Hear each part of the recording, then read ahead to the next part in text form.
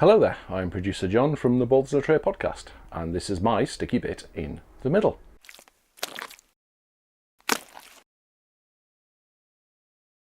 On the last podcast, I mentioned that I'd bought The Surge and was going to give it a go. Well, I have, and it's a bit challenging. It seems like it's one of those games that expects you to die a lot, and it sort of loops back on itself so you can get back to places that you should have been before and other stuff. It's a bit confusing and a bit challenging at the minute, and I'm not sure I'm going to like it, but I'm going to keep giving it a go, and obviously I'll update on the podcast with Tony and Simon. I think it feels a bit like one of the sort of the Dark Souls things where you kind of are dying and then there's passageways that you open up back to where you were, but then you've got to pick up the stuff that you drop when you die. Yeah, I'm not sure I'm into it. Anyway, let's get on with the proper stuff.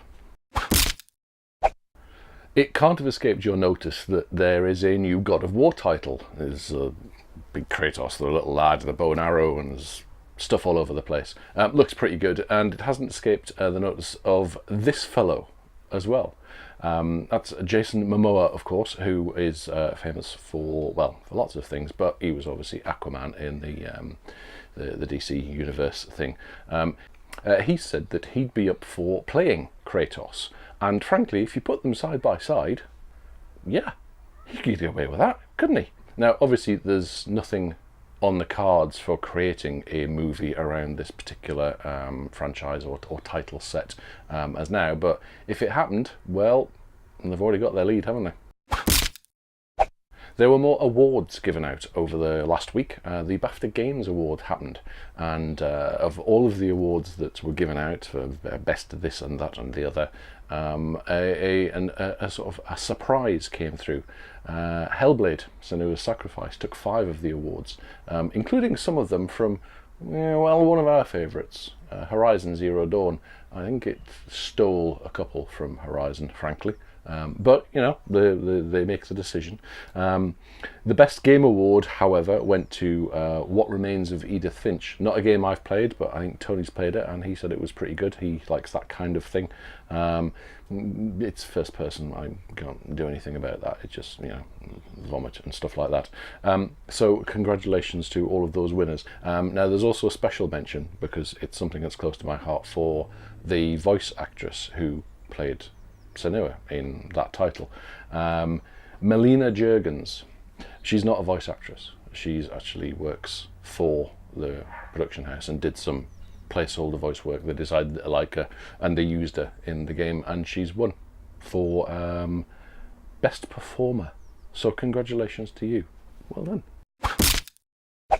As well as God of War coming out, Hellblade, which we just talked about, is getting its release on the Xbox. I still don't know why they do this staggered release thing. Frankly, nobody really wins, I don't think. If you've got Xbox and you haven't got PlayStation, it's worth giving it a go. It's actually a little bit intense on occasions, but it's worth having a look. South Park: Fractured Butthole hits Switch. Again, great title. Why it's taken so long to get there, I have no idea. But that's out on Switch this month, so you should pick that one up if you're a Switchy user. Also released Minit, spelt M-I-N-I-T, which, if you just look at screenshots, is a real throwback game. It's kind of your black and white 2D, and it's not really a platformer, it's a sort of exploration game, text prompts and stuff. If you like that throwback game, cool. However, the twist on this one is each of your characters' lives only lasts 60 seconds. So you've got 60 seconds to do things before it dies, and you go back to where you spawned from and complete the puzzles and stuff. So an interesting twist on something. If you like those kind of old school throwback games, a little bit of looking back to our youths, then it may be one for you. So give that a check out as well.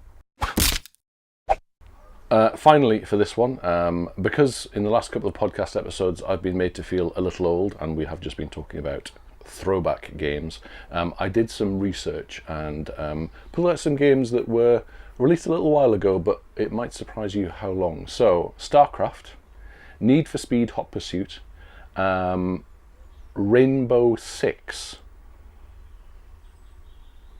all came out 20 years ago. Yes, 20 years ago we were playing these games. Okay, Rainbow Six was August 20 years ago, but you catch my drift. See, if you played those, you're kind of feeling old now, right? Well, probably still not as old as me, but there you go. So that's it from me for now. Don't forget to have a listen to the Balls on a Tray podcast.